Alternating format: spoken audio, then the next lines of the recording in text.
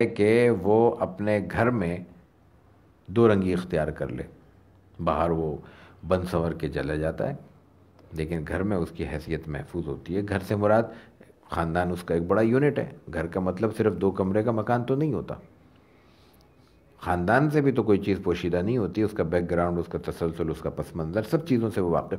اور مزاج کی کمزوریاں، خوبیاں، خامیاں سب سے زیادہ جس طرح خاندان کے سامنے ہوتی ہیں ایسا غیروں کے سامنے نہیں ہو سکتی، بے شک وہ محلے داری کیوں نہ ہو. ایک بات. دوسری بات، انسان اپنے گھر کو اس بنا پر بھی، چاہے وہ کتنا ہی دنیا بھر میں بدنام ہو، اس لیے نہیں دھوکہ دے سکتا کہ وہ اس کی آخری پناہ گاہ ہوتی ہے. دھوکہ کھا کے، مار کھا کے، گھوم پھر کے، تانے سہ کے آخر کہاں جائے گا؟ گھر ہی لوٹنا ہے نا اس نے.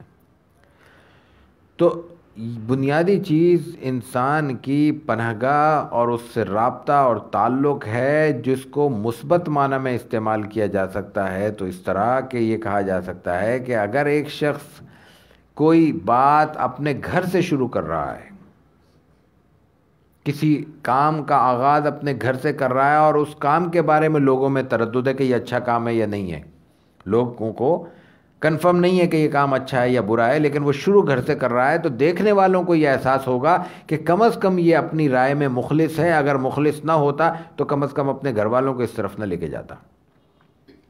ایک جگہ ہے وہاں جان کو خطرہ ہے، آدمی گھر کا اپنے بچے تو نہیں لے کے جائے گا.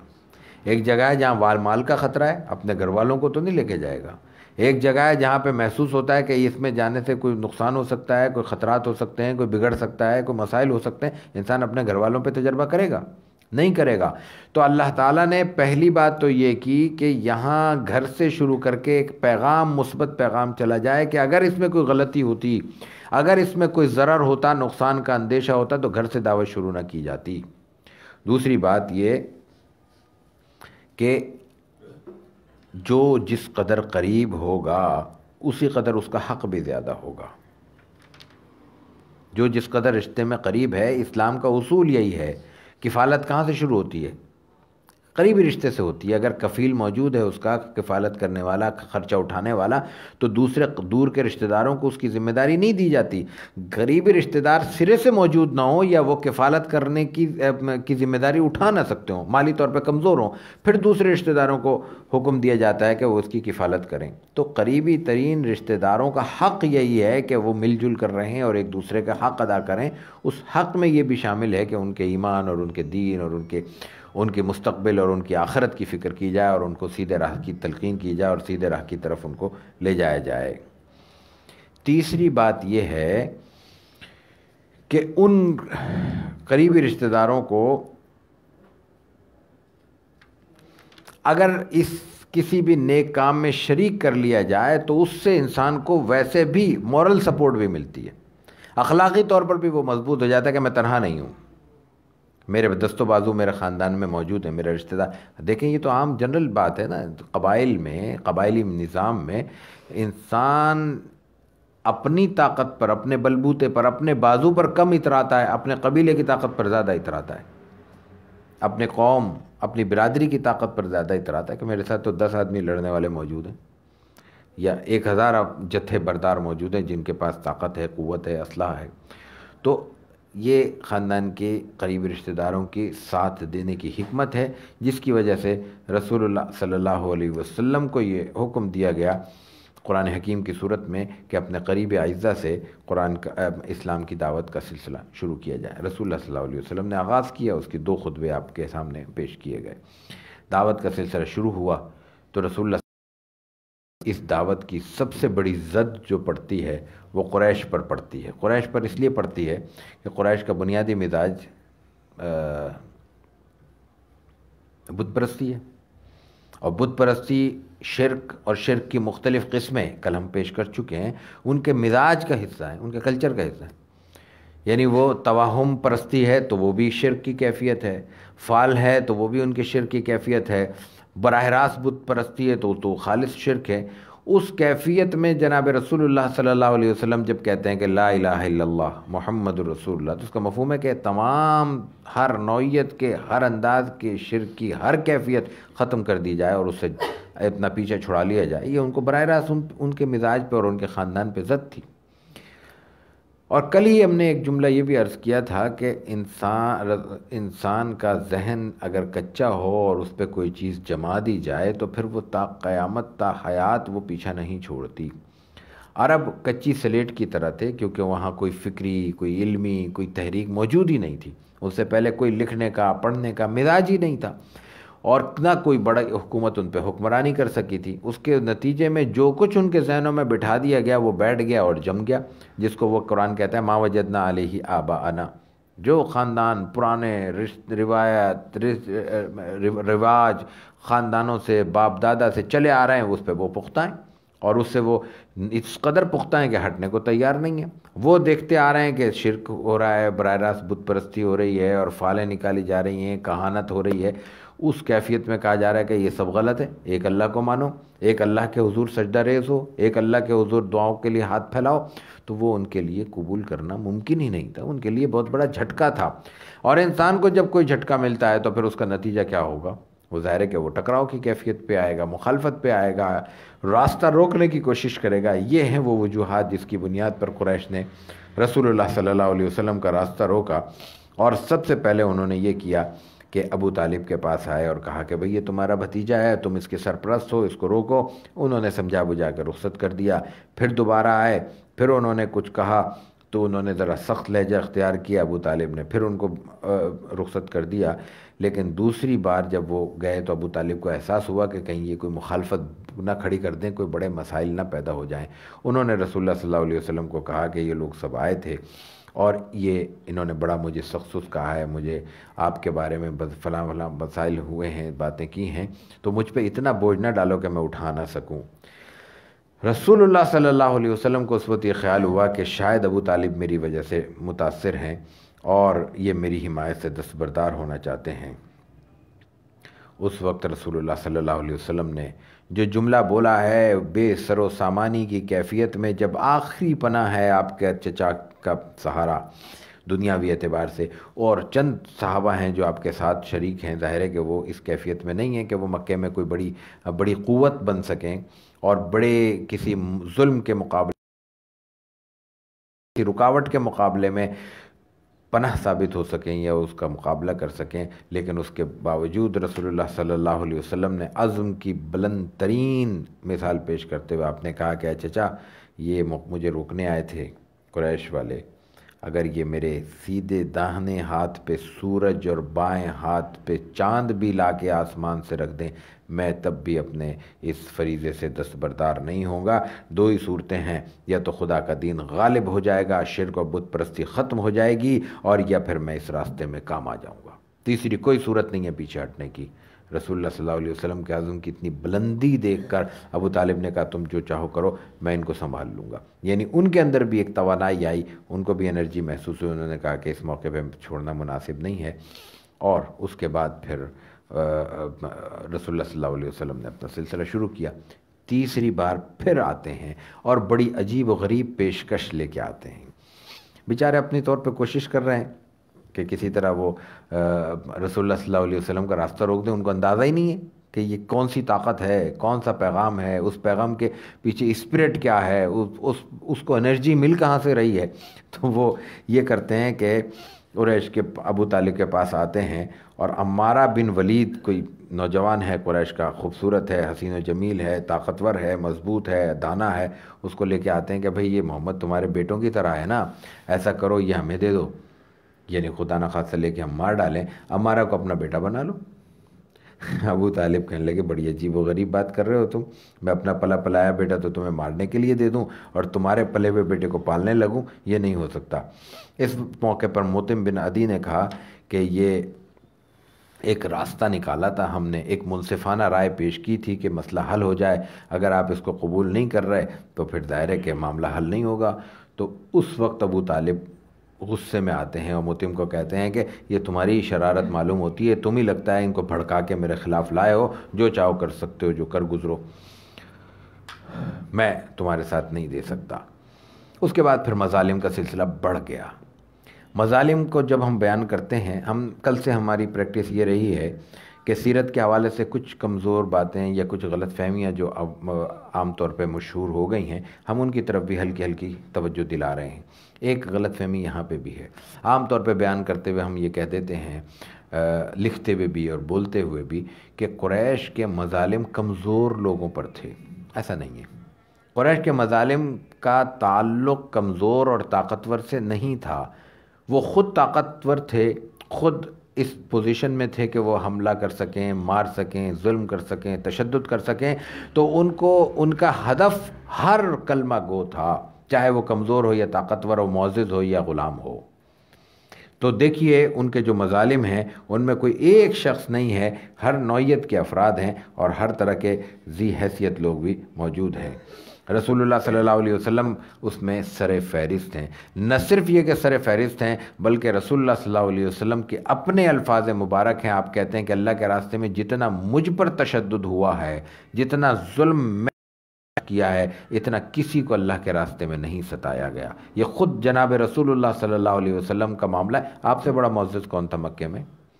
کل روایت آ چکی ہے کہ جناب ابو طالب جب آپ کا نکاح کا خطبہ ارشاد فرما رہے تھے، حضرت خدیجۃ الکبریٰ رضی اللہ تعالیٰ عنہا سے نکاح کے موقع پر، 25 برس کی آپ کی عمر ہے، اس وقت آپ نے کہا کہ ان کے مقابلے میں کوئی عرب میں کوئی اور موجود نہیں ہے۔ اس خطبے کے الفاظ ہیں کہ ہمارے ہاں سب سے ذی وجاہت اور ایسی شخصیت ہیں کہ ان کے مقابلے میں ان کی ہمسری کا، قریش کا کوئی نوجوان دعویٰ نہیں کر سکتا۔ تو آپ پر جب اتنا تشدد ہوا ہے تو دوسروں کی بات تو پھر بہت بات کی ہے۔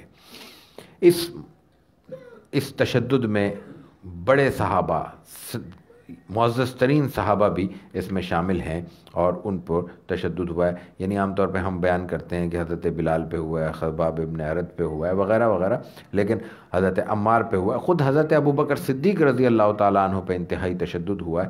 یہ تشدد کا سلسلہ مختلف صحابہ پہ جاری رہا ہے۔ اسی تشدد کے دوران اسلام کے پہلے شہید ایک صحابی ہو جاتے ہیں۔ ایک صحابی کو یہ موقع ملتا ہے کہ وہ اللہ کے دربار میں اسلام کی طرف سے جناب رسول اللہ صلی اللہ علیہ وسلم کے امتی ہونے کی حیثیت سے اپنی شہادت کا نذرانہ پیش کرتے ہیں۔ یہ حارث ابن ابی حالہ ہیں۔ رسول اللہ صلی اللہ علیہ وسلم کی حضرت خدیجہ سے جو شادی ہوئی تھی، یہ اس سے پہلے حضرت خدیجہ 2 جگہ سے بیوہ ہو چکی تھی۔ آپ کے ایک سابق شوہر کے اولاد سے، ان کی اولاد سابق شوہر سے حارث بن ابی حالہ ہیں اور ہند ابی حالہ ہیں۔ ان میں حارث بن ابی حالہ کو یہ شرف حاصل ہوا کہ وہ شہید ہوئے۔ ان کی روایت یوں آتی ہے کہ وہ ایک روز حرم میں کھڑے ہو کے لوگوں کو دعوت دینے لگے، لا الہ الا اللہ پڑھ لو کامیاب ہو جاؤ گے۔ مشہور جملہ تھا، ایک ہی پیغام ہوتا تھا رسول اللہ صلی اللہ علیہ وسلم کا بھی، آپ کے صحابہ کا بھی، قولوا لا الہ الا اللہ تفلحوا، لا الہ الا اللہ پڑھ لو کامیاب ہو جاؤ گے۔ اس کا مفہوم یہ نہیں تھا کہ کلمہ پڑھنے کے بعد ہماری ذمہ داریاں ختم ہو گئیں، یا یہ مفہوم بھی نہیں تھا کہ کلمہ پڑھ لیا اور تو ہمارے لیے سارے راستے مکمل ہو گئے۔ اس کا مفہوم کل بھی یہی تھا، آج بھی یہی ہے کہ کلمہ پڑھنے کی صورت میں ہمارے لیے ایک جدید دنیا کی زبان میں جنت کا پاس مل جائے گا، لیکن پاس ملنے کے بعد اندر داخل ہونے کے لیے جو کوڈ ہے اس کی پیروی کرنی پڑے گی۔ آج بھی ہمیں کوئی پاس مل جائے کسی کلب کا تو وہاں پہ ہمیں ڈریس کوڈ کی تو شرط پوری کرنی پڑے گی، اور اس کے ساتھ جو دوسری شرطیں ہوتی ہیں وہ آداب ہیں، قاعدے ہیں، ضابطے ہیں، وہ تو ہمیں پورے کرنے ہیں، وہاں جا کے منمانی تو نہیں کر سکتے۔ یہ تمام شرائط پوری کرنی ہے، لیکن پاس یا اس کا جو پن کوڈ ہے وہ ہے لا الہ الا اللہ محمد الرسول اللہ۔ تو انہوں نے یہ دعوت دی، مشرکین ان پر حملہ آور ہوئے۔ رسول اللہ صلی اللہ علیہ وسلم نے ایک روز دعوت دی، مسجد الحرام میں کھڑے ہو کے لا الہ الا اللہ تفلحوا کہہ رہے، آپ فرما رہے تھے، مشرکین نے رسول اللہ صلی اللہ علیہ وسلم پہ حملہ کیا ہے۔ جناب رسول اللہ صلی اللہ علیہ وسلم کو بچانے کے لیے حارث ابن ابی حالہ آگے بڑھے ہیں تو مشرکین نے ان کو گھیر لیا ہے۔ اس وقت مسلمانوں کی تعداد کوئی 40 کے قریب تھی، ظاہر ہے کہ وہ سب وہاں موجود نہیں تھے۔ رسول اللہ صلی اللہ علیہ وسلم کو بچانا مقصود تھا، اللہ تعالیٰ نے آپ کی حفاظت فرمائی، لیکن آپ کے یہ صحابی اللہ کے راستے میں شہید ہو گئے۔ یہ پہلے صحابی شہید ہیں۔ اس کے علاوہ صحابہ کرام پہ تشدد ہوتا رہا، ظلم ہوتا رہا، جس کی بہت سی مثالیں ہیں، تاریخ میں محفوظ ہیں۔ اس کے بعد پہلی خاتون شہید حضرت سمیہ عمار ابن یاسر رضی اللہ تعالی عنہ کی والدہ ہیں۔ ضعیف خاتون ہیں، ابتدائی میں مسلمان ہو گئی تھی. کہا جاتا ہے کہ ابتدائی 7 مسلمانوں میں سے ایک ہے حضرت سمیہ. ابو جہل نے ان پہ تشدد کرتے ہوئے ایک چھوٹا سا نیزہ لے کے ان کو مارا ہے. وہ نیزہ ان کے نازک مقام سے آر پار ہو گیا اور اسی موقع پہ وہ شہید ہو گئیں. جناب رسول اللہ صلی اللہ علیہ وسلم کے صحابہ پہ یہ تشدد کا سلسلہ جاری ہے. حضرت ابو بکر صدیق، حضرت ابو ذر، حضرت زبیر بن عوام، حضرت عمر کے بہنوئی اور چچزاد بھائی سعید بن زید، خالد بن سعید ابن العاص، حضرت طلحہ، یہ تمام کے تمام تشدد کا، مظالم کا نشانہ بنے ہیں. حضرت ابو بکر صدیق رضی اللہ تعالیٰ عنہ کا واقعہ بھی بڑا سبق آمیز اور سبق آموز ہے. حضرت عائشہ رضی اللہ تعالیٰ عنہ سے روایت ہے کہ کسی موقع پر یہی جو دعوت کا سلسلہ شروع ہوا تو رسول اللہ صلی اللہ علیہ وسلم پر حضرت ابو بکر کے ساتھ ابو بکر صدیق رضی اللہ تعالیٰ عنہ نے اصرار کیا کہ ہمیں کھل کے دعوت دینی چاہیے. حضور نے کہا ابھی تعداد تھوڑی ہے. ابو بکر صدیق مسلسل اصرار کرتے رہے، رسول اللہ صلی اللہ علیہ وسلم انکار کرتے رہے، لیکن بالآخر حضور آپ کے اصرار پر، ظاہر ہونے پر مجبور ہو گئے. کہہ لیجئے کہ آپ نے ان کی بات قبول کر لی. تو اس وقت طے ہوا کہ جتنے مسلمان ہیں وہ حرم کے گرد پھیل جائیں گے تاکہ رسول اللہ صلی اللہ علیہ وسلم کی حفاظت ہو سکے. اس وقت مسلمانوں کے جو بھی اہل ایمان تھے 40-50 جس قدر بھی ہوں گے اس وقت، ان کی مخالفت تھی پورے عروج پر. لیکن چونکہ وہاں نظام قبائلی تھا تو قبائلی تعصب بھی اپنی جگہ موجود تھا اور بھرپور طریقے سے تھا. یعنی ایک دوسرے کو تشدد کا نشانہ بنانے کے باوجود قبیلہ اپنے افراد کی حمایت بھی کرتا تھا. یہ دو رنگی ان کے ہاں موجود تھی. تو اس وقت حکمت عملی مسلمانوں نے یہ طے کی کہ اپنے اپنے قبیلے میں صاحب جو بھی مسلمان ہو چکے ہیں وہ اپنے اپنے قبیلے کی حفاظت میں مکے میں چاروں طرف پھیل جائیں تاکہ ان کی حفاظت بھی ہو سکے اور اسلام کا پیغام بھی پہنچایا جا سکے. حضرت ابوبکر جب یہ ساری صورتحال بن گئی تو حضرت ابوبکر صدیق رضی اللہ تعالیٰ عنہ نے دعوت شروع کی اور پیغام خطبہ دینا، تقریر کرنا شروع کی. رسول اللہ صلی اللہ علیہ وسلم آپ کے درمیان تشریف فرما ہے. اگر ہم یہ بات سامنے رکھیں تو حضرت ابوبکر صدیق رسول اللہ صلی اللہ علیہ وسلم کے پہلے خطیب بھی شمار ہو سکتے ہیں. اولین خطابت آپ کے سامنے اگر کی ہے تو جناب صدیق اکبر رضی اللہ تعالیٰ عنہ نے کی ہے. انہوں نے ابھی دعوت دینا شروع کی تھی کہ مشرکین نے آپ پر حملہ کر دیا، اور نہ صرف یہ کہ حملہ کر دیا بلکہ آپ کو انتہائی سخت ترین تشدد کا نشانہ بنایا. اس قدر تشدد کا نشانہ بنایا کہ آپ کو اپنے پاؤں تلے روندا اور جوتوں سے مارا اور جو کچھ وہ کر سکتے تھے وہ کیا. اس قدر تشدد کا نشانہ بنایا گیا کہ صدیق اکبر رضی اللہ تعالیٰ عنہ کا چہرہ انور لہو لہان ہو گیا، اور کہتے ہیں راوی کہتے ہیں کہ ان کا چہرہ پہچانا نہیں جاتا تھا. جو بات ہم نے عرض کی کہ مظالم کا سلسلہ بلا تفریق تھا، یہ بات کہ صرف کمزور لوگوں پر تشدد کیا گیا یہ درست نہیں معلوم ہوتی. روایات میں معززین بھی اسی طرح تشدد کا نشانہ بنتے ہوئے دکھائی دیتے ہیں جس طرح کے کمزور ضعفاء یا غلام حضرات تھے. بہرحال کیف ان کو بہت زیادہ تشدد کا نشانہ بنایا گیا. ان کا قبیلہ موجود تھا، اس نے تھوڑی سی مدد کی، ان کی جان بچائی اور ان کو اٹھا کے گھر لے گئے. ابوبکر صدیق کی حالت اس وقت یہ تھی کہ یہ خیال ہوا کہ شاید وہ رخصت ہو رہے ہیں یا بس قریب المرگ ہیں، اتنا تشدد ہوا تھا.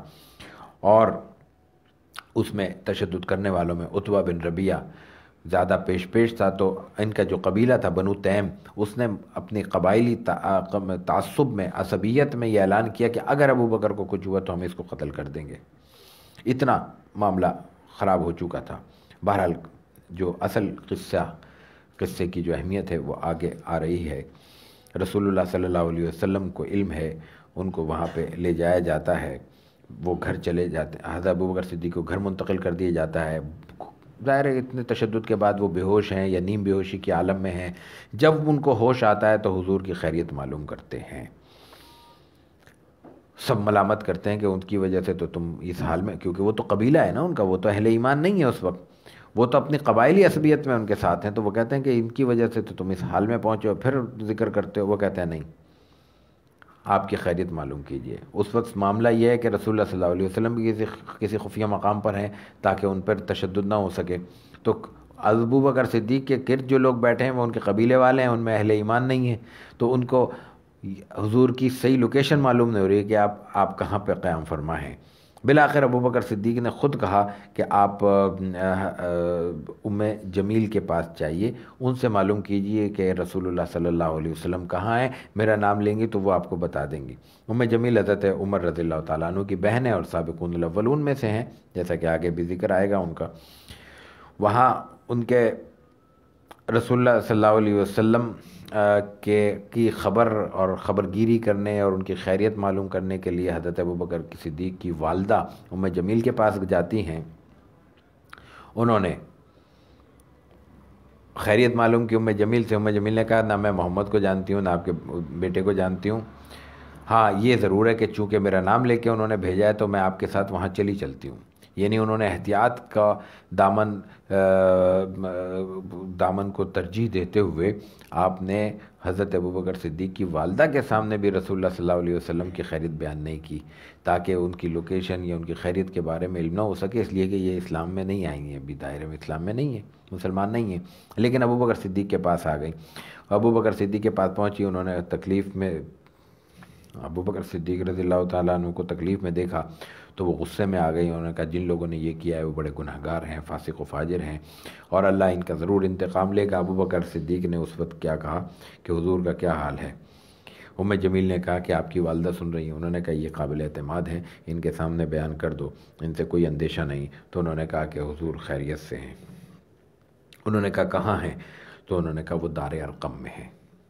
دار ارقم مسلمانوں کے لیے میں نے عرض کیا کہ پہلا مرکز تھا اور ایسی پناہ گاہ تھا کہ مکے میں موجود آپ کے مقابل متحارب اور آپ کو مارنے اور نقصان پہنچانے کے ارادے رکھنے والے مشرکین مکہ کو علم نہیں تھا کہ یہ مسلمانوں کا مرکز ہے۔ یہ اس کی کامیابی تھی، اور یہ مرکز آخری وقت تک ان کی نظروں سے اوجھل رہا اور ان کو اندازہ نہیں ہو سکا کہ مسلمان یہاں پہ جمع ہوتے ہیں۔ انہوں نے کہا کہ مجھے ابھی لے کر چلو، اور ساتھ میں یہ بھی کہا کہ جب تک میں رسول اللہ صلی اللہ علیہ وسلم کو دیکھ نہیں لوں گا اس وقت تک نہ میں کچھ کھاؤں گا نہ میں کچھ پیوں گا۔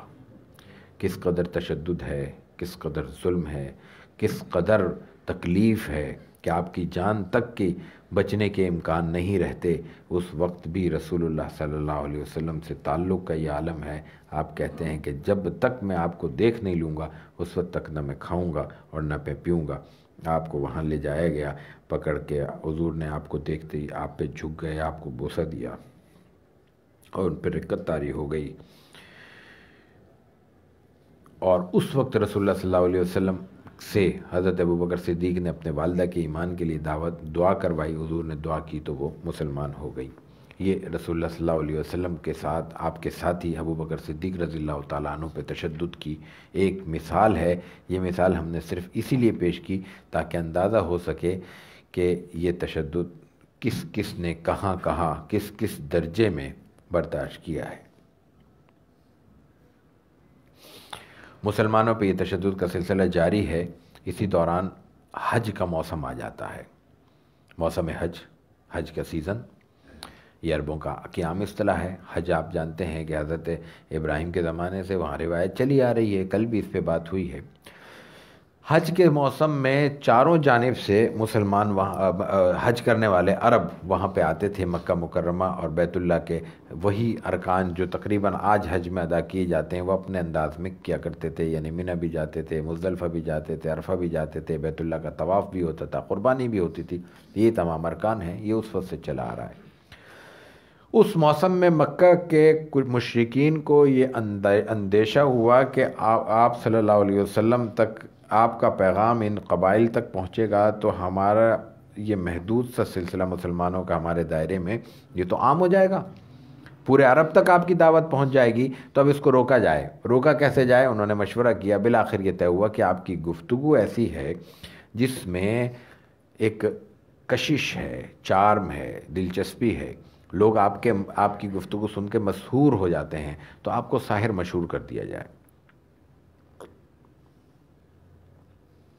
اور یہ کہا جائے کہ آپ کی گفتگو نہ سنا یہ جادوگر ہیں خدا نخواستہ، اور لوگ اگر آپ کے قریب آئیں گے تو آپ کے جادوگر ہو جائیں گے، آپ سے مسحور ہو جائیں گے، اس لیے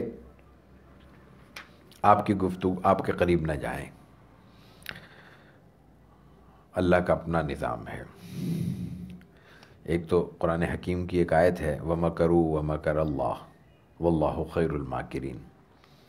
انسان بھی تدبیر کرتا ہے، اپنے ذہن سے سوچتا ہے، سازشیں کرتا ہے، لیکن اللہ کے ہاں بھی اس کی حکمت عملی جاری رہتی ہے، اس کے تحت انسان کی تدبیر الٹ جاتی ہے، اللہ کی تدبیر غالب آ جاتی ہے۔ وہ سازش کی گئی تھی رسول اللہ صلی اللہ علیہ وسلم کے پیغام کو، اللہ کی بات کو، توحید کے اعلان کو عرب سے روکنے کے لیے، اس کا نتیجہ اس کے برعکس نکلا۔ وہ لوگ بھی جو رسول اللہ صلی اللہ علیہ وسلم کو نہیں جانتے تھے آپ سے واقف ہو گئے، وہ لوگ بھی جن کو علم نہیں تھا کہ جناب رسول اللہ صلی اللہ علیہ وسلم نے نبوت کا دعویٰ کیا ہے، آپ مبعوث ہو چکے ہیں، ان تک بھی یہ پیغام پہنچ گیا، اور وہ تلاش کر کر کے آپ تک پہنچنے لگے۔ انسان کا مزاج ہے یہ کہ وہ اس کو جس چیز سے روکا جائے اسی کی طرف لپکتا ہے۔ برسوں انسان ایک پھل، ایک سبزی، ایک کھانا نہیں چکھے گا، اگر خدا نخواستہ حکیم ڈاکٹر منع کر دے تو اس کی ڈھونڈ کے کوشش کرے گا کہ اس کو پیدا کیا جائے اور اس کو کھایا جائے۔ انسان کے اندر طلب بڑھ جاتی ہے، اس کی جس چیز سے روکا جائے اس کی کشش طلب پیدا ہو جاتی ہے، بڑھ جاتی ہے۔ بلکہ یہی کیفیت اللہ تعالیٰ نے پیدا کی اور رسول اللہ صلی اللہ علیہ وسلم کے طرف رجوع میں اضافہ ہو گیا اور قریش کی سازش ناکام ہو گئی۔ اسی دوران کسی وقت جب مظالم بڑھ گئے تو رسول اللہ صلی اللہ علیہ وسلم نے یہ فیصلہ کیا کہ ہجرت حبشہ کی جائے۔ ہجرت حبشہ کا مفہوم ہے کہ حبشہ کی طرف مسلمانوں کو دعوت دی جائے کہ وہ وہاں جائیں اور وہاں پہ اپنے قیام کی کوشش کریں۔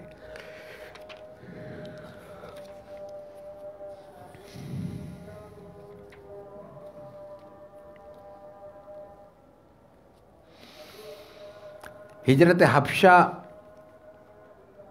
اور مقاطع بنی ہاشم آگے پیچھے ہیں۔ عام طور پہ سیرت نگار ہجرت حبشہ پہلے بیان کرتے ہیں، مقاطع بنی ہاشم بعد میں بیان کرتے ہیں، لیکن اس معاملے میں اختلاف ہے۔ لیکن دونوں کا تعلق مشرکین مکہ کے مظالم سے ہے، اس لیے ان کی تاریخیں حتمی طور پر بیان نہیں ہو سکتی۔ ممکن ہے پہلے مقاطع ہوا ہو اور ممکن ہے پہلے ہجرت حبشہ ہوئی ہو۔ ہجرت حبشہ 2 بار ہوئی ہے۔ پہلی بار ہجرت حبشہ میں 12 افراد مرد ہیں اور 4 خواتین ہیں۔ دوسری بار کہا جاتا ہے 73 یا 74، کبھی 75 کہتے ہیں، اس میں پھر بچوں کو کبھی شامل کر لیا جاتا ہے، تو مرد ہیں اور 18 خواتین کا الگ سے ذکر آتا ہے۔ تو اس طرح کوئی تقریباً 80-90 افراد کا وہ قافلہ ہے، 16 افراد کا یہ قافلہ ہے۔ یہ رسول اللہ صلی اللہ علیہ وسلم کی اجازت سے، حکم سے حبشہ کی طرف جاتے ہیں، اور نہ صرف یہ کہ جاتے ہیں بلکہ وہاں وہ جا کر سیٹل ہو جاتے ہیں، وہاں رہ جاتے ہیں، ان کو سہولت ملتی ہے، اپنی تمام وہ مظالم جو مکے میں ہو رہے تھے ان سے ان کو ایک پناہ گاہ میسر آ جاتی ہے۔ لیکن اہم ترین بات یہ ہے کہ حبشہ رسول اللہ صلی اللہ علیہ وسلم نے صحابہ کو کیوں بھیجا؟ حبشہ کا تعارف کیسے تھا رسول اللہ صلی اللہ علیہ وسلم سے؟ اور پھر ایک اور دلچسپ بات، جب رسول اللہ صلی اللہ علیہ وسلم نے، کل ممکن ہے موقع ملے نہ ملے اس پر بات کرنے کا، مختلف حکومتوں کو، بڑی بڑی قوتوں کو، بادشاہوں کو اسلام کی دعوت دینے کا سلسلہ شروع کیا اور خطوط لکھے، اس میں بھی حبشہ کو دعوت دی گئی ہے، نجاشی کو، اور وفد بھیجے گئے ہیں، آپ کے سفیر گئے ہیں، سفرا گئے ہیں۔ اس وقت جو آپ کے سفیر گئے ہیں عمر بن امیہ زمری گئے ہیں، مسلمان نہیں تھے وہ، جس وقت ان کو بھیجا گیا ہے وہ اسلام میں نہیں، دائرہ اسلام میں نہیں آئے تھے۔ رسول اللہ صلی اللہ علیہ وسلم نے ہر حکومت اور ان کے قبائل کا پورا اہتمام کے ساتھ ڈیٹا محفوظ کیا تھا، بے شک وہ کاغذات میں نہ ہو، بے شک آج کی زبان میں وہ دفاتر میں اور رجسٹروں میں درج نہ ہو، یا یہ کہ اس کی ای فائلز نہ ہو، لیکن رسول اللہ صلی اللہ علیہ وسلم کی پوری تیاری تھی، آپ کو علم تھا کہ کس کو کہاں سے سفارش کرائی جا سکتی ہے کس جگہ کس بندے کا بھیجنا مفید ہو سکتا ہے. یہ ایک الگ موضوع ہے، اس پر تفصیل سے بات ہو سکتی ہے. میں صرف اشارہ کرنا چاہ رہا تھا کہ یہ رسول اللہ صلی اللہ علیہ وسلم کی فراست بھی تھی، حکمت عملی بھی تھی، اور ان اقوام سے واقفیت بھی تھی کہ آپ کو علم تھا، اندازہ تھا کہ وہاں مسلمان محفوظ رہیں گے، اور اس کی وجہ رسول اللہ صلی اللہ علیہ وسلم کی پہلے سے ان کے ساتھ کوئی نہ کوئی شناسائی ہے. وہ کس حد تک شناسائی ہے یہ الگ موضوع ہے. ڈاکٹر حمید اللہ مرحوم نے اس پر خاصا لکھا ہے، اور ان کی تحریروں سے استفادہ کیا جائے تو ایک نئی دنیا اور معلومات کی ایک نیا جہان ہمارے سامنے آتا ہے. وہاں پہ کچھ عرصہ رہنے کے بعد ان کو اندازہ ہوا، جو پہلا قافلہ گیا 12 افراد مرد اور 4 خواتین کا، انہوں نے کچھ عرصے قیام کیا. تو اس کے بعد کسی نے یہ اطلاع دی کہ قریش والے مسلمان ہو گئے، مکے والے. وہ پھر آئے، راستے میں علم ہوا کہ وہ ایسی خبر درست نہیں تھی، تو پھر کچھ واپس چلے گئے، کچھ لوٹ آئے، اور پھر ظاہر ہے کہ وہ پھر مکے میں رہ گئے. لیکن اس کے بعد پھر رسول اللہ صلی اللہ علیہ وسلم نے 6 نبوی میں دوبارہ کچھ مدت کے بعد ایک مزید بڑے قافلے کو روانہ کیا، اور ان کو یہ اجازت دی 1 سال کے بعد تقریباً کہ وہ جو لوگ بچ گئے ہیں وہ بھی ہجرت کر جائیں. اس میں نے عرض کیا کہ کل مرد و خواتین کی تعداد لگ بھگ 90 کے قریب ہے، 90-92 اس انداز کی تعداد بنتی ہے. یہ جب مسلمانوں کی دوسری ہجرت ہو گئی تو قریش کو بڑی تشویش ہوئی کہ مسلمان تو یہاں سے باہر نکل گئے ہیں، محفوظ ہو گئے ہیں، اور اللہ کا پیغام آگے بھی پہنچائیں گے. تو انہوں نے پھر ایک وفد بھیجا، اور اس وفد کی ذمہ داری یہ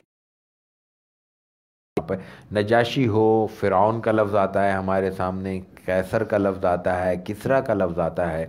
یہ نام نہیں ہوتے، یہ لقب ہوتے ہیں.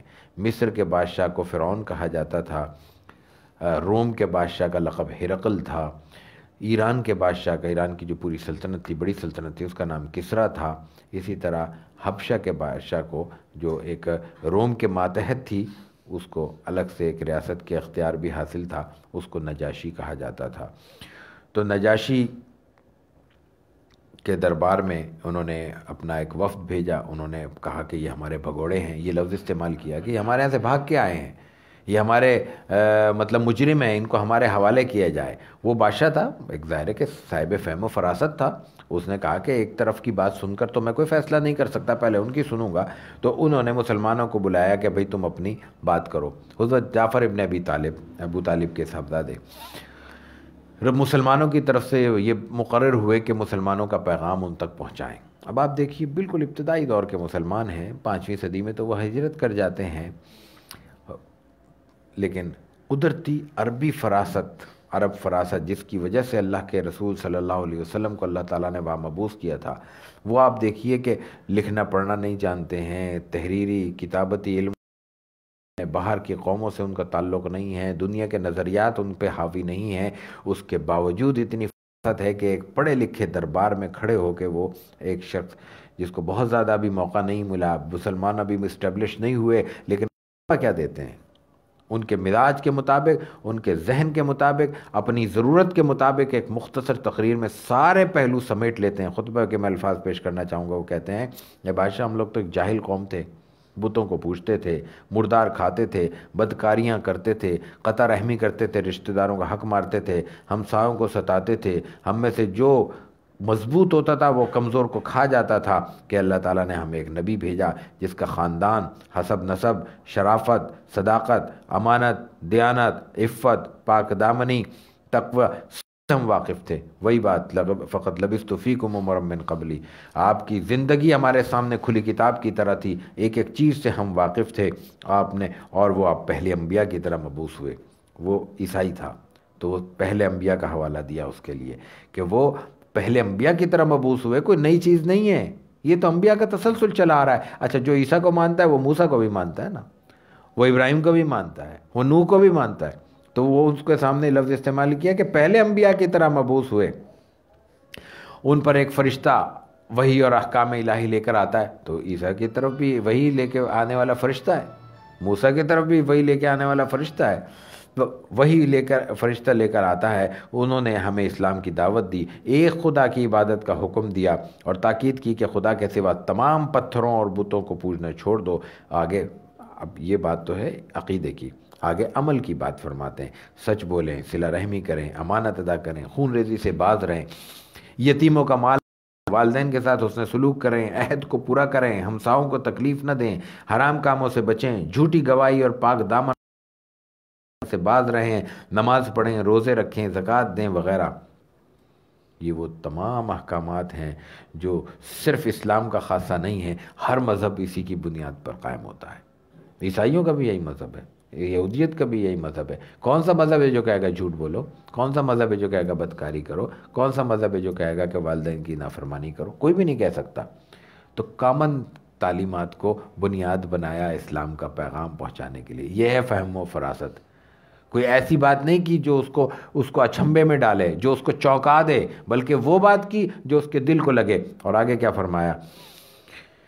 آگے کہا کہ ہم نے ان کی ایمان قبول کر لیا، اللہ کو ایک جانا، اور جو کچھ وہ اللہ کی طرف سے لے کے آئے ہیں اس کی ہم پیروی کرتے ہیں، شرک، بت پرستی اور برے اعمال چھوڑ کر ہم اللہ کی عبادت کرتے ہیں، اللہ کے سوا کسی کو شریک نہیں کرتے۔ اس پہ یہ قوم ہماری جان کی دشمن ہو گئی ہے، ہمیں تکلیفیں دیتی ہے، ہمیں مجبور کرتی ہے ہم گمراہی کی طرف واپس لوٹ جائیں۔ جب یہ زمین ہم پہ مکے کی تنگ ہو گئی تو ہمارے لیے اپنے دین پر قائم رہنا مشکل ہو گیا، تو ہم اپنی جان بچا کر آپ کے ملک میں پناہ گزین ہو گئے۔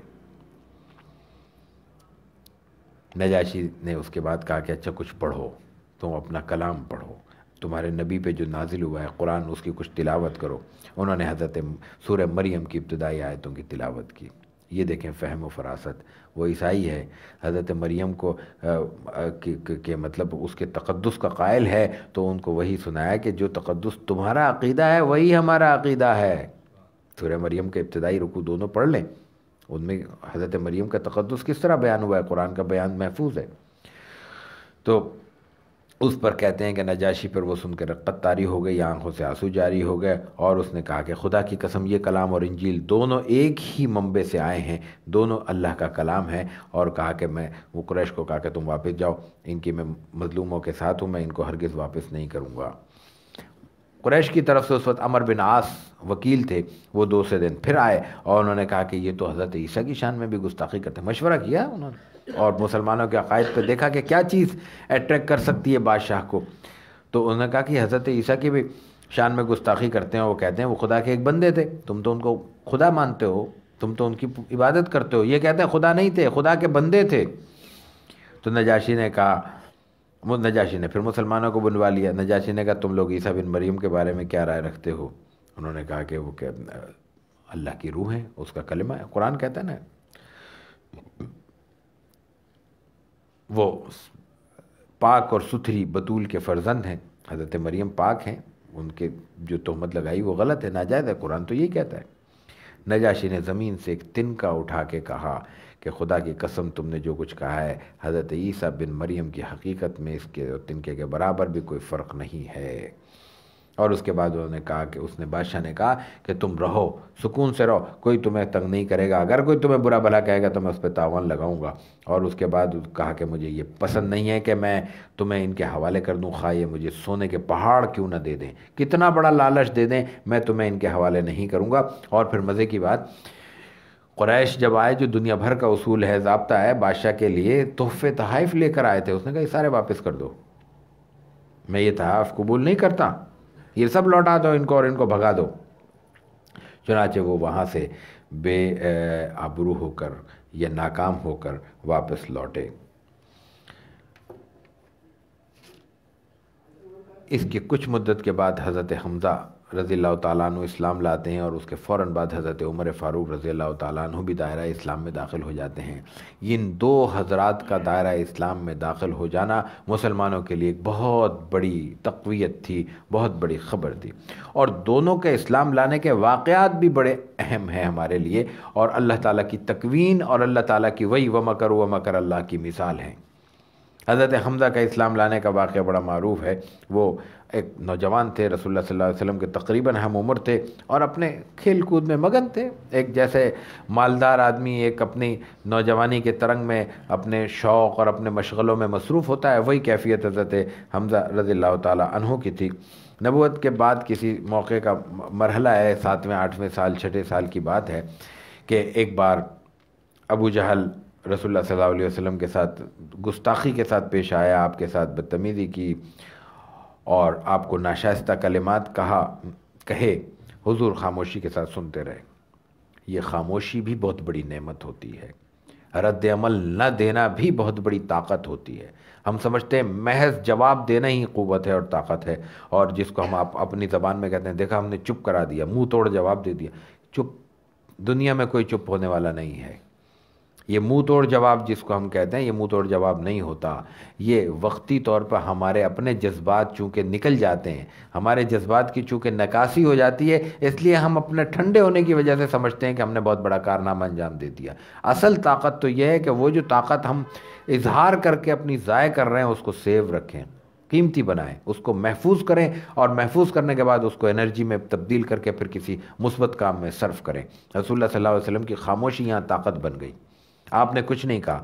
وہاں پہ اس موقع پر قریب میں عبداللہ ابن جدعان کی کوئی باندی تھی، وہ یہ دیکھ رہی تھی، عبداللہ ابن جدعان وہاں کے سردار ہیں۔ اس نے یہ منظر دیکھا، نہ صرف یہ کہ وہ منظر دیکھا بلکہ اس سے وہ متاثر ہوئی، اور اس کے بعد وہ کسی موقع پہ اسی وقت کہیں سامنا ہو گیا اس کا حضرت حمزہ سے، تو اس نے کہا کہ آج تمہارے بھتیجے کے ساتھ تو فلاں کچھ ہوا ہے۔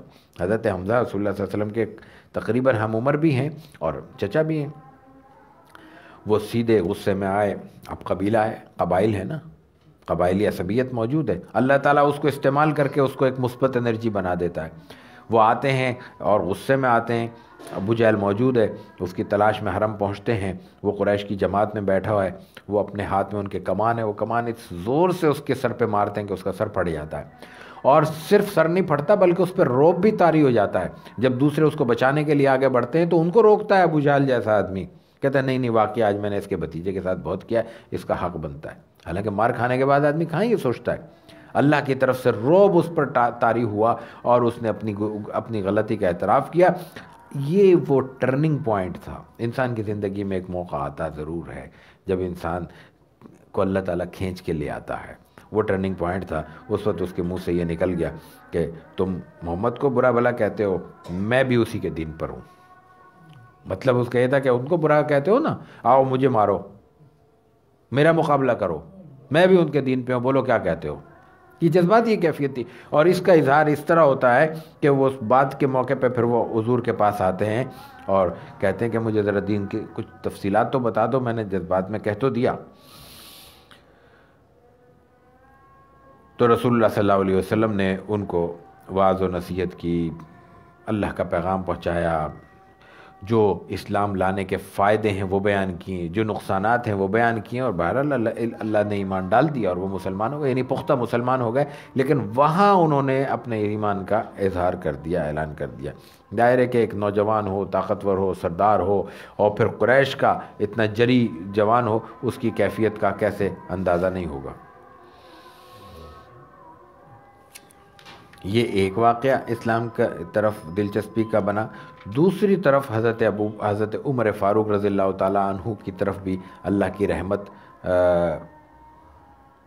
متوجہ ہو چکی تھی۔ ان کی طرف ان کے اسلام لانے کا جو بنیادی سبب ہے وہ رسول اللہ صلی اللہ علیہ وسلم کی دعا ہے۔ رسول اللہ صلی اللہ علیہ وسلم نے ایک موقع پہ دعا فرمائی کہ ابو جہل بن ہشام اور عمر بن خطاب میں سے کوئی ایک مجھے عطا کر دے۔ یہ بڑا دلچسپ موضوع ہے اور غور و فکر کا اس میں بڑا سامان ہے۔ رسول اللہ صلی اللہ علیہ وسلم نے دعا کیا کی ہے کہ ان دو میں سے مجھے ایک دے دے۔ اس کا مطلب کیا ہے؟ اس کا مطلب یہ ہے، اور بڑا واضح مطلب ہے، کہ اللہ کے رسول صلی اللہ علیہ وسلم کی نظر میں دونوں اپنی صلاحیت کے اعتبار سے برابر ہیں، ورنہ آپ دو میں سے ایک کیوں مانگ رہے ہیں؟ جو زیادہ صلاحیت والا ہے اس کو ہی مانگے نا آپ۔ ہمیں اگر انتخاب کا موقع ہوتا ہے تو کہاں ہم سوچتے ہیں، جہاں ہمارے نظر میں دو برابر افراد ہوتے ہیں، اگر ایک اس میں ہمیں بڑا نظر آتا ہے تو ہمیں کیا ضرورت ہے انتخاب کرنے کی؟ وہ تو اپنی صلاحیت خود منوا چکا ہے۔ اب دو میں سے ایک کا مطالبہ اللہ کے حضور اللہ کے رسول صلی اللہ علیہ وسلم نے کیا کہ ان دو میں سے ایک کو دے تاکہ تیرے دین کو تقویت ہو۔ اللہ نے عمر بن خطاب دے دیا اللہ کی حکمت۔ لیکن یہاں سبق یہ پوشیدہ ہے کہ ایک جیسی صلاحیتیں رکھنے والے دو افراد ایک ہی معاشرے میں موجود تھے، لیکن ان میں سے ایک عمر بن خطاب بنا ہے، عمر بن خطاب سے عمر فاروق بنا ہے، دوسرا ابو جہل کی حیثیت سے دنیا سے رخصت ہو گیا۔ دونوں میں فرق کیا تھا؟ صرف اور صرف دامن نبوت صلی اللہ علیہ وسلم سے وابستگی کا، اور کیا فرق تھا؟ صلاحیت دونوں میں موجود تھی، لیکن وہ صلاحیت اس وقت چمکی جب دامن رسالت صلی اللہ علیہ وسلم سے وابستگی نصیب ہو گئی۔ جس کو وابستگی نصیب ہو گئی وہ آج بھی تاریخ میں عمر فاروق کے نام سے زندہ ہے، اور جس کو یہ اس دربار سے محرومی رہی وہ احد کے میدان میں خائب و خاص ہو کر دنیا سے رخصت ہو گیا۔ تو اس کا تکبر اس کی جہالت کا حصہ بن کے دنیا میں ہمیشہ ہمیشہ کے لیے منفی معنوں کا استعارہ بن گیا۔ اس کو کوئی یاد کر سکتا ہے؟ تو اصل چیز صلاحیت نہیں ہے، اصل چیز رسول اللہ صلی اللہ علیہ وسلم کے دامن سے وابستگی ہے۔ حضرت عمر فاروق رضی اللہ تعالیٰ عنہ کے لیے اللہ کے رسول کی دعا قبول ہوئی، اور ان کے ایمان لانے کے اسباب بنتے چلے گئے۔ حضرت عمر اپنی علاقے میں جیدار تھے، مضبوط تھے، توانا تھے، نوجوان تھے، وہ ظلم اور تشدد کرتے تھے، اسی طرح اس ظلم و تشدد کرتے تھے مسلمانوں پر جیسے دوسرے قریش کے لوگ کرتے تھے۔ ایک روز ان کے دل میں خیال آیا کہ یہ روز روز کی کیا بک بک جھک جھک ہے، روز روز کا کیا تشدد ہے، جو اس کا سبب ہے جناب رسول اللہ صلی اللہ علیہ وسلم، خدا نخواستہ آج ان کا قصہ ختم کر دیا جائے۔ تلوار لے کے وہ نکلتے ہیں اور یہ کہتے ہیں کہ میں آج قصہ تمام کروں گا۔ راستے میں نعیم بن عبداللہ ملتے ہیں، دوپہر کا وقت ہے، مکے کی گرمی ہے۔ نعیم ملتے ہیں کہ اس وقت تلوار، ننگی تلوار کے ساتھ اتنے جلال میں کہاں جا رہے ہو؟ کہنے لگے وہ قصہ ختم کرنے جا رہا ہوں۔ کہنے لگے ہیں اپنے گھر کی تو خبر لے لو۔ رسول اللہ صلی اللہ علیہ وسلم کے دامن سے ابتدائی چند لوگوں جو وابستہ ہوئے ہیں مرد و خواتین، ان میں حضرت عمر کی بہن ام جمیل بھی ہیں۔ ان کے نہ صرف یہ کہ ام جمیل ہیں بلکہ ان کے شوہر سعید بن زید بھی ہیں، دونوں اسلام لا چکے ہیں، بالکل اول السابقون الاولون میں سے ہیں۔ رسول اللہ صلی اللہ علیہ وسلم کہتے ہیں وہ اسلام لا چکے، دونوں بجائے اس کے کہ وہ ادھر جائیں حضور کو تلاش کریں، وہ اپنی بہن کے گھر سے تو واقف تھے، بہن کے چلے جاتے ہیں۔ اتفاق سے وہاں پہ ایک اور صحابی رسول حضرت خباب ابن ارت موجود ہیں، اور قرآن کی تلاوت جاری ہے، قرآن کی آواز پڑتی ہے۔ غصے میں انہوں نے جب داخل ہوئے قرآن کے اوراق چھپا دیے، لیکن آواز کانوں میں پڑ چکی ہے۔ انہوں نے کہا کیا آواز تھی؟ انہوں نے کہا ہمیں نہیں معلوم، کہ مجھے پتہ چل گیا کہ تم لوگ مرتد ہو گئے، ان کے الفاظ میں مرتد ہو گئے ہو، اور پھر مارنا شروع کیا، بہنوئی کو مارا، بہن کو مارا، لہو لہان ہو گئی۔ ظاہر ہے کہ خون اور پھر اپنوں کا خون اثر تو کرتا ہے۔ جب انہوں نے دیکھا کہ بہن کا خون ہے تو ان پہ کچھ اثر ہوا، اور ان پہ رقت بھی طاری ہوئی۔ وہ کہنے لگے کہ جو کچھ تم پڑھ رہے تھے وہ بتاؤ کیا تھا۔ یہ سن کے حضرت خباب چھپے ہوئے تھے، وہ اندر وہ نکل آئے۔ انہوں نے کہا تم ناپاک ہو، غسل کر کے آؤ۔ وہ فوراً گئے، غسل کر کے آئے تو قرآن کریم کی سورہ طٰہٰ کی تلاوت ہو رہی تھی، اننی انا اللہ لا الہ الا انا فاعبدنی واقم الصلاۃ لذکری۔ قرآن کریم کا اتنا عجیب و غریب معجزہ ہے کہ اس کی آیات سے وابستہ جو واقعات ہیں وہ اگر جمع کر لیے جائیں تو وہ ایک الگ کتاب بن سکتی ہے۔ اب آپ دیکھیے ایک شخص کو کی ہدایت کا فیصلہ آسمانوں پہ ہو چکا ہے، اس کے سبب کیسے بنتے جا رہے ہیں۔ آیت کچھ بھی تو نکل سکتی تھی، یہی آیت کیوں نکلی؟ اننی انا اللہ لا الہ الا انا فاعبدنی، میں حقیقی معبود، اللہ کہہ رہا ہے میں ہی اصل معبود ہوں، میں ہی حقیقی معبود ہوں، لا الہ الا، اس میرے علاوہ کوئی معبود نہیں، بس میری ہی عبادت کرو، فاعبدنی واقم الصلاۃ لذکری، اور میرے ذکر کو قائم کرنے کے لیے نماز قائم کرو، میرے ذکر کے لیے نمازیں قائم کرو۔ توحید اور یعنی دو رکن اس ایمان کے بنیادی ارکان، توحید اور نماز، دونوں کا اس میں ذکر ہے۔ تو حضرت عمر اس کیفیت میں تھے، وہ کہنے لگے یہ تو بڑا اچھا کلام ہے۔ حضرت خباب نے اس وقت کہا کہ ان کو علم تھا کہ رسول اللہ صلی اللہ علیہ وسلم دعا کر چکے ہیں، انہوں نے کہا میرا خیال ہے کہ تمہارے حق میں دعا قبول ہو چکی ہے۔ انہوں نے کہا، حضرت عمر نے کہا مجھے حضور کے پاس لے چلو، وہ لے کے چلتے ہیں، دار ارقم پہنچتے ہیں۔ دار ارقم اسلام کا مرکز، میں نے کہا تھا کہ ایک بات مزید آگے چل کے میں اس کی طرف اشارہ کروں گا۔ حضرت حمزہ وہاں پہلے سے موجود ہیں، کہا جاتا ہے کہ حضرت حمزہ محض 3 دن پہلے اسلام لائے ہیں، 3 دن کا فرق ہے، روایتیں مختلف ہیں لیکن بہرحال 3 دن کا عام طور پہ ذکر ملتا ہے۔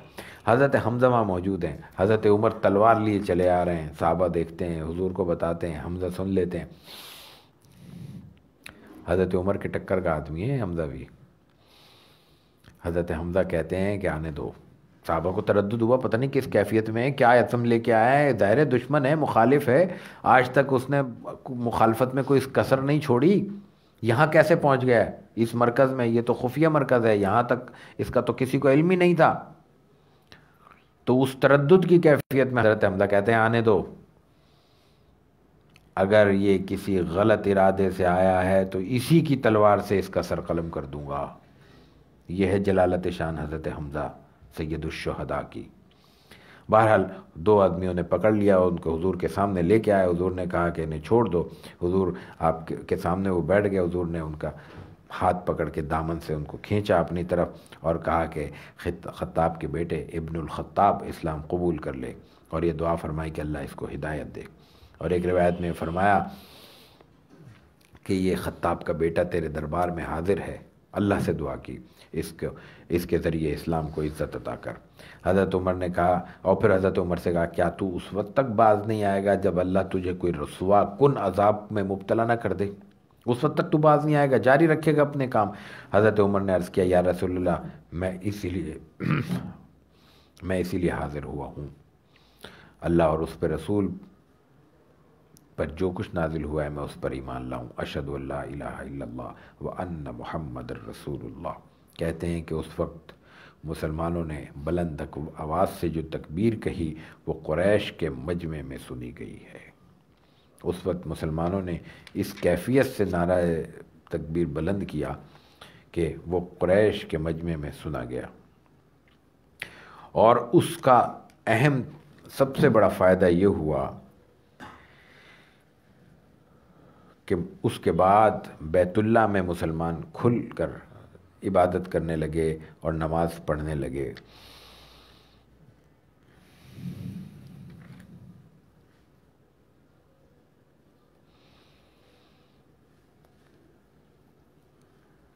ابن مسعود رضی اللہ تعالیٰ عنہ کہتے ہیں کہ حضرت عمر کے اسلام لانا ہمارے لیے اتنی بڑی رحمت تھی کہ ہم اس سے قبل بیت اللہ میں نماز نہیں پڑھ سکتے تھے، جب عمر اسلام لائے تو ہم نے قریش سے مقابلہ کیا اور ہم نے کعبے میں نماز پڑھی۔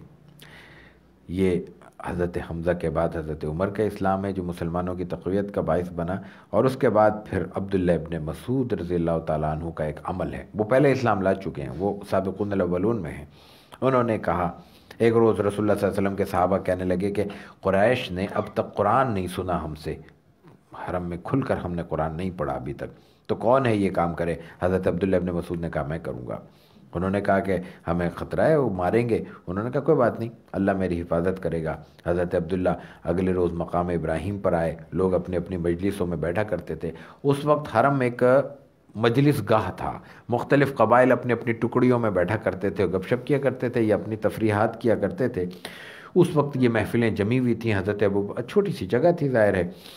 حضرت عبداللہ ابن مسعود رضی اللہ تعالیٰ عنہ اس وقت تشریف حرم میں پہنچتے ہیں، مقام ابراہیم پہ کھڑے ہوتے ہیں اور اس کے بعد سورہ رحمان کی تلاوت شروع کرتے ہیں، رحمان علم القرآن۔ قریش ان کی طرف قرات کی طرف متوجہ ہوئے اور اس کے بعد کہنے لگے دیکھو یہ کیا کہہ رہے ہیں۔ انہوں نے کہا بھئی کچھ تلاوت کر رہے ہیں، قرآن پڑھ رہے ہیں۔ یہ سن کر انہوں نے مارنا شروع کیا، وہ مارتے رہے، یہ قرآن پڑھتے رہے، جتنا ان کو اس وقت موقع ملا وہ پڑھتے رہے۔ اس سے اتنی مار پڑی کہ ان کا چہرہ سوج گیا، چوٹ سے متاثر ہو گیا۔ صحابہ نے کہا کہ ہمیں یہی خطرہ تھا، ہم اس لیے منع کرتے تھے، لیکن اس صحابی رسول کا جذبہ دیکھیے، وہ کہہ لے کہ مجھے اس چوٹ سے کوئی فرق نہیں پڑا، مجھے یہ چوٹ محسوس ہی نہیں ہوئی، اور اگر تم کہو تو کل میں یہ عمل دوبارہ دہرانے کو تیار ہوں۔ یہ اولین صحابی ہیں جنہیں یہ شرف حاصل ہوا کہ بیت اللہ میں کھڑے ہو کر انہوں نے تلاوت کی ہے اور قرآن کریم بلند آواز سے مشرکین مکہ کو سنایا ہے۔ اس سے پہلے قریش 3 بار حضرت رسول اللہ صلی اللہ علیہ وسلم کی دعوت روکنے کے لیے ابو طالب کے پاس آ چکے ہیں۔ اس کے بعد اب ڈائریکٹ انہوں نے رسول اللہ صلی اللہ علیہ وسلم کو اپروچ کیا اور عتبہ کو آپ صلی اللہ علیہ وسلم کی خدمت میں بھیجا کہ وہ آپ کو آ کے منع کرے اور کوشش کرے کہ آپ یہ اس اللہ کے اس کام سے اس دعوت سے رک جائیں۔ اس وقت اس نے آ کے پیشکش کی، اور پیشکش بھی وہی تھی جس میں ان کے اپنے مغالطے یا کنفیوژن موجود تھا۔ اس کنفیوژن سے اندازہ ہوتا ہے کہ ان کی ضد تو تھی، مشرکین کی مخالفت تو تھی، لیکن اس کا ایک بنیادی سبب ان کا اپنی ذہنی الجھن بھی تھی۔ وہ یہ طے نہیں کر پا رہے تھے کہ یہ دعوت کیا ہے، یہ اللہ کا کلام کیا ہے، یہ توحید کیا ہے، یہ نبوت کیا ہوتی ہے، ان چیزوں سے وہ آشنا ہی نہیں تھے۔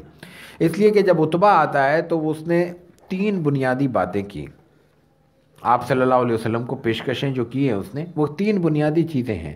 پہلی بات تو وہ یہ کہتا ہے، یہ بہت قابل آدمی تھا، بہت ذہین آدمی تھا، اور ہر نوعیت کی شعر گوئی، کہانت، سحر وغیرہ میں اس کا کوئی ثانی نہیں تھا۔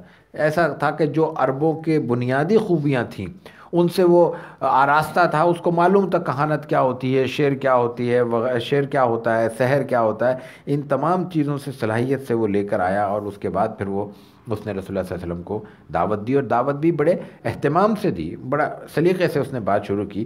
اس نے کہا کہ آپ کے شرافت حسب و نسب میں کسی کو کلام نہیں ہے، آپ ہم سب میں برتر ہیں، فائق ہیں، حسب نسب آپ کا ہم سب سے بلند ہے، آپ افضل ترین شخصیت ہیں، ہم اس کا اعتراف کرتے ہیں، لیکن آپ نے جو کچھ کہا ہے اس کی وجہ سے ہمارے ہاں مغالطے پیدا ہو گئے ہیں، تفریق پیدا ہو گئی ہے، اور خاندان بٹ گئے ہیں، ہمارے گلی کوچوں میں ایک اختلاف کی کیفیت پیدا ہو گئی ہے۔ آپ ہمارے باپ اب دادا کو کہتے ہیں وہ نادان تھے، ہمارے بتوں کو کہتے ہیں جھٹلاتے ہیں، کہتے ہیں یہ سب غلط ہے، ان سے ہمیں بچو، ہماری تو بدنامی ہو رہی ہے۔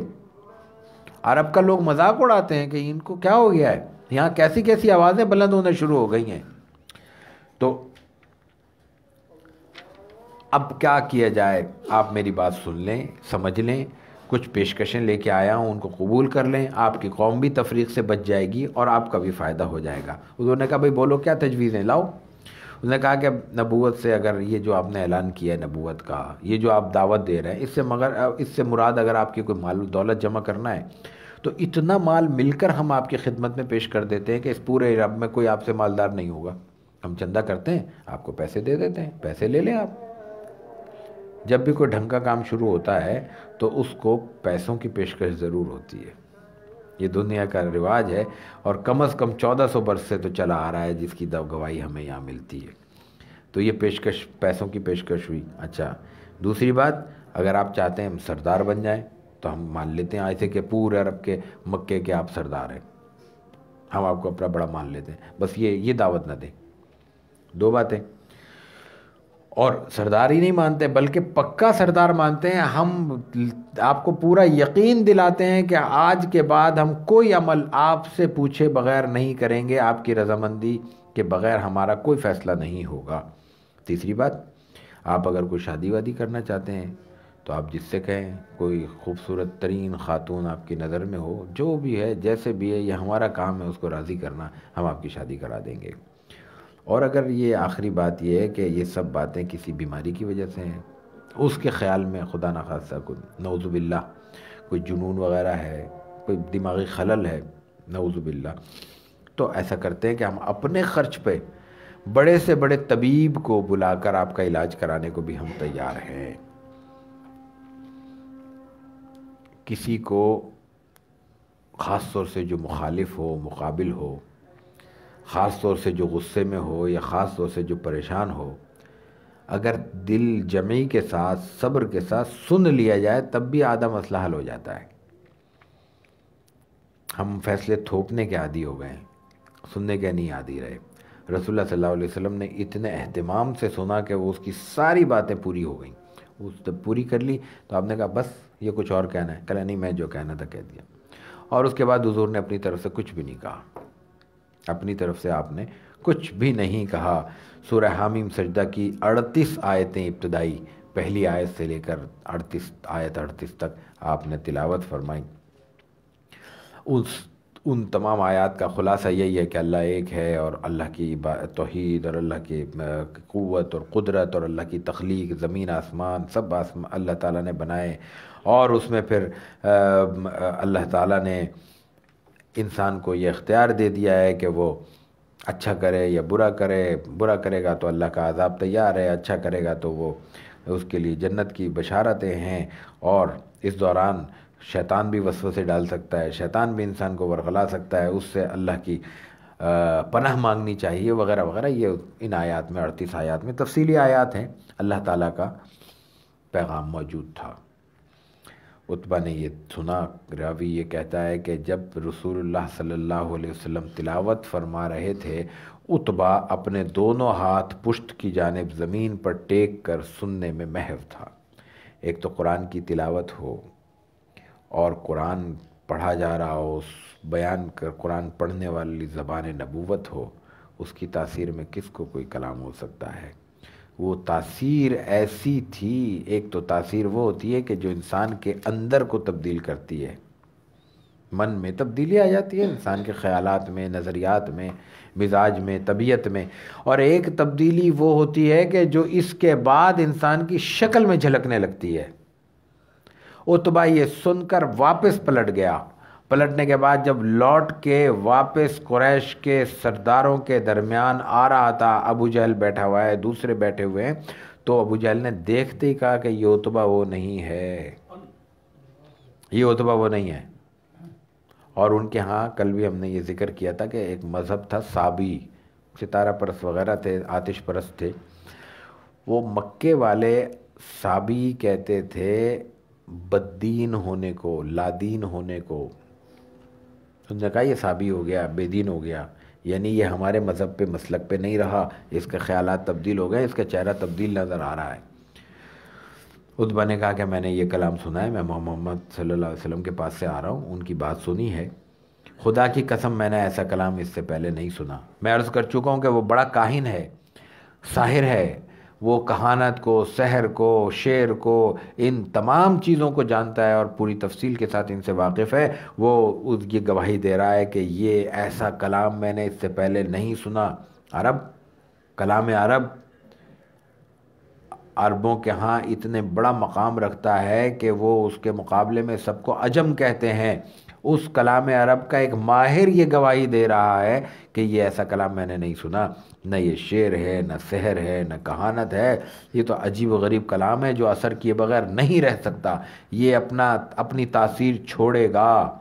یہ اس ایمان نہیں لایا ہے، دائرہ اسلام میں نہیں آیا ہے، وہ اس کلام کی تاثیر کا قائل ہے، لیکن دائرہ ایمان میں آنے والے ہم لوگ اس کی تاثیر کے قائل نہیں ہیں. اس کو پڑھنے کا ہمارے پاس وقت نہیں ہے، اس کو سمجھنے کا ہمارے پاس وقت نہیں ہے. دنیا جہان کی چیزوں کے لیے وقت نکال سکتے ہیں، لیکن ہفتے میں 1 گھنٹہ قرآن پڑھنے کے لیے ہم نہیں نکال سکتے، سمجھنے کے لیے نہیں نکال سکتے. قرآن کے یہ 30 پارے جو ہمارے لیے اترے ہیں، جس پر ہم ایمان رکھتے ہیں، وہ ہم پڑھنے سے قاصر ہیں، لیکن وہ گواہی ایک مخالف گواہی دے رہا ہے. اور اس کے بعد انہوں نے کہا کہ ان قریب اس کی ایک شان ہوگی. اے قریش کے لوگوں، تم میرا کہنا مان لو، اگر تم ان کو محمد صلی اللہ علیہ وسلم کو ان کے حال پر چھوڑ دو تو بہت اچھا ہے. اگر یہ شخص غالب آ گیا تو تمہارا غلبہ ہے. عربوں میں سے اگر کوئی شخص غالب آئے گا تو عربوں کا غلبہ کہلائے گا نا. تمہارے قوم کا، تمہارے قبیلے کا ایک بندہ غالب آئے گا تو یہی سمجھا جائے گا نا کہ تمہارے قوم اور تمہارا قبیلہ غالب آیا ہے، اور اس کی عزت تمہاری عزت ہے. اس کے نتیجے میں جب غالب آئے گا تو عزت ملے گی، اطراف کے لوگ اس کی عزت کریں گے. وہ عزت اس کی عزت نہیں ہے، تمہاری عزت ہے. اور وہ اگر حکمران بن گیا تو اس کی حکومت تمہاری حکومت ہے، وہ تمہاری قوم سے ہے. اور اگر بالفرض وہ مغلوب ہو گیا کسی بھی وجہ سے تو تمہارا مقصد حاصل ہو جائے گا. تم بھی تو یہی چاہتے ہو وہ مغلوب ہو جائے، تو وہ از خود مغلوب ہو جائے گا. تم راستے سے ہٹ جاؤ. قریش نے کہا ابو الولید تمہیں تو اس شخص نے اپنے کلام سے مسحور کر دیا۔ عتبہ نے کہا کہ تمہاری مرضی، میری بات مانو یا نہ مانو، میں نے جو کہنا تھا، میں نے جو سننا تھا، میری جو خواہش تھی وہ میں نے تمہارے سامنے، میری جو رائے تھی اس ملاقات کے بعد جو میں نے تجزیہ کیا وہ میں نے تمہارے سامنے پیش کر دیا۔ اس کے فوری بعد پھر قریش کے لوگ کچھ عرصے کے بعد جمع ہوتے ہیں اور پھر ایک وقت رسول اللہ صلی اللہ علیہ وسلم کے پاس بھیجتے ہیں۔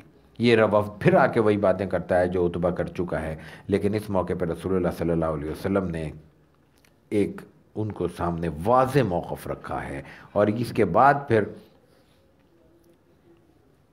کوئی بڑا وفد تاریخ میں نہیں ملتا کہ رسول اللہ صلی اللہ علیہ وسلم کے پاس آیا ہو۔ آپ نے کیا کہا ہے وہ بہت یہ مختصر ترین جملے ہیں، لیکن پوری تاریخ اس میں پوشیدہ ہے۔ آپ نے کہا کہ دیکھو میری بات سنو، مجھے نہ مال دولت کی ضرورت ہے، نہ تمہاری بادشاہت کی ضرورت ہے، نہ تمہاری سرداری کی ضرورت ہے، نہ میرے دماغ میں کوئی خلل ہے۔ مجھے تو اللہ نے پیغمبر بنا کے بھیجا ہے، مجھے اللہ تعالیٰ نے ایک کتاب نازل کی ہے، مجھ پر مجھے عطا کی ہے، اور مجھے اللہ نے حکم دیا ہے تمہیں برائیوں سے ڈراؤں اور بھلائی کی نصیحت کروں۔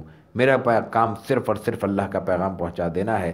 اگر قبول کرو گے تو تمہارے لیے دنیا اور آخرت کی سعادتیں ہیں اور فلاح ہیں، انکار کرو گے تو میں صبر کروں گا، اللہ کے حکم کا انتظار کروں گا۔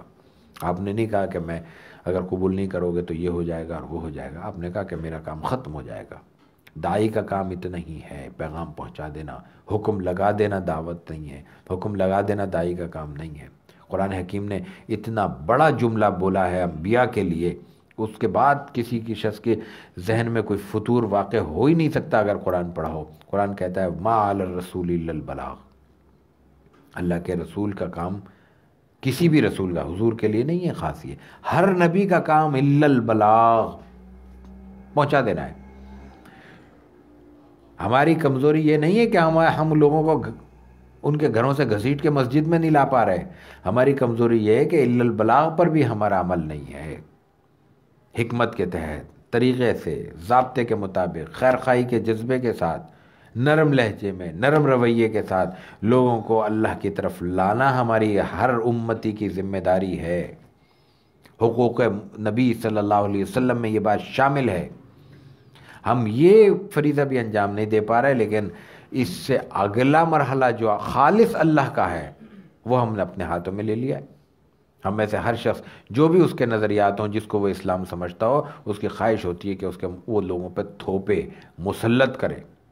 یہاں رسول اللہ صلی اللہ علیہ وسلم اپنی ذات کے لیے کہہ رہے ہیں کہ اگر تم یہ کرو گے تم کامیاب ہو، اگر یہ تم نہیں کرو گے تو میں صبر کروں گا۔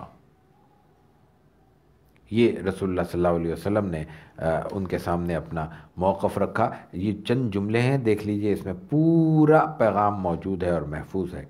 رسول اللہ صلی اللہ علیہ وسلم کی وہ بات سن کر قریش کہنے لگے کہ آپ نے ہماری بات قبول نہیں کی، اور اگر آپ یہ بات قبول نہیں کرتے تو پھر آپ ایسا کریں کہ ہمیں کوئی معجزہ دکھائیں، اور ایسا ہو کہ آپ کا رب جس نے آپ کو مبعوث کیا ہے اس سے دعا کیجئے کہ ان پہاڑوں کو یہاں سے منتقل کر دے، جس کی وجہ سے ہماری زندگی تنگ ہو چکی ہے، تاکہ ہمارا شہر کشادہ ہو جائے اور شام اور عراق کی طرح کوئی نہر ہمارے درمیان جاری کر دے، اور دنیا سے گزرنے والے ہمارے اجداد میں سے کسی کو واپس لوٹا دے، خصوصاً قصی بن کلاب کو، اس لیے کہ وہ سچا طرزدار تھا، تاکہ ہم اس سے آپ کی باتوں کے بارے میں پوچھ سکیں کہ یہ حق ہے یا باطل ہے۔ اگر وہ تصدیق کر دے تو ہم تصدیق کر لیں گے، اگر وہ کہہ دے کہ آپ سچے ہیں تو ہم آپ کی رسالت کو مان لیں گے۔ رسول اللہ صلی اللہ علیہ وسلم نے پھر اپنی بات کی ہے۔ آپ نے کہا کہ میں اللہ کا پیغمبر ہوں، مجھ پہ اللہ نے ایک کتاب نازل کی ہے، مجھے اللہ نے حکم دیا ہے کہ میں برائی سے ڈراؤں، بھلائی کا حکم دوں، اور اگر یہ تم قبول کر لو گے تو یہ سعادت ہے، اور اگر یہ قبول نہیں کرو گے تو میں صبر کروں گا، انتظار کروں گا۔ معجزہ اللہ کی طرف سے نبیوں کو اللہ کی مخلوق تک اعتماد پہنچانے کے لیے دیا گیا ہے، لیکن یہ کسی کی فرمائش پر منحصر نہیں ہے۔ ممکن ہے اللہ تعالیٰ قبول کر لے، فرمائش کے مطابق معجزہ دے دیا جائے، ممکن ہے اللہ تعالیٰ اس وقت اپنی حکمت کے تحت پسند نہ کرے، اللہ نے اس وقت اپنی حکمت کے تحت قبول نہیں کیا اور ان کی یہ بات پوری نہیں ہوئی، ان کو یہ معجزہ نہیں دکھایا گیا، نہیں دیا گیا۔ لیکن اس کے کچھ عرصے کے بعد رسول اللہ صلی اللہ علیہ وسلم کے پاس پھر یہ لوگ آتے ہیں اور معجزے کی معجزے کی طلب کرتے ہیں۔ یہ ہجرت سے پہلے کا کسی وقت کا واقعہ ہے۔ آپ منی میں تشریف فرما ہیں، مشرکین مکہ آپ کے پاس پھر جمع ہو کے آتے ہیں اور نبوت کی نشانی طلب کرتے ہیں، کہتے ہیں کہ ہمیں کوئی نشانی دکھائیے۔ اور ایک روایت میں یہ ہے کہ انہوں نے از خود یہ کہا کہ یہ جو چاند آپ کے سامنے موجود ہے اس کو 2 ٹکڑے کر کے دکھا دیں، اس کو یہاں زمین پہ بیٹھ کر 2 ٹکڑے کر دیں۔ قریش کے اس وقت جو بڑے بڑے سردار موجود تھے ان میں ولید بن مغیرہ، ابو جہل، عاصم بن وائل، عاص بن ہشام، اسود بن مطلب، نضر بن حارث، اسود بن عبد یغوث اور زمع بن اسود وغیرہ موجود تھے۔ انہوں نے یہ مطالبہ کیا، رسول اللہ صلی اللہ علیہ وسلم نے کہا کہ اگر میں یہ معجزہ دکھاؤں تو ایمان لے آؤ گے؟ انہوں نے کہا ہم ایمان لے آئیں گے۔ 14ویں کا چاند تھا، رسول اللہ صلی اللہ علیہ وسلم نے دعا کی اور اپنے انگشت شہادت سے انگلی سے چاند کی طرف اشارے کیے، اس وقت چاند کے 2 ٹکڑے ہو گئے، اور اس طرح 2 ٹکڑے ایک سے دوسرے سے جدا ہو گئے کہ لوگ اور راوی کہتے ہیں کہ چاند کے دونوں ٹکڑوں کے درمیان کوہ ہرا کو دیکھا، یعنی ایک ٹکڑا جبل ابی قبیس پہ چلا گیا اور دوسرا جبل قیقان پہ، ایک ٹکڑا اس طرف چلا گیا ایک اس طرف چلا گیا، درمیان میں یعنی وہ پہاڑ ہے جس پہ غار ہرا موجود ہے، تو وہ درمیان سے نظر آ رہا تھا چاند کے 2 ٹکڑے 2 مختلف حصوں میں چلے گئے تھے۔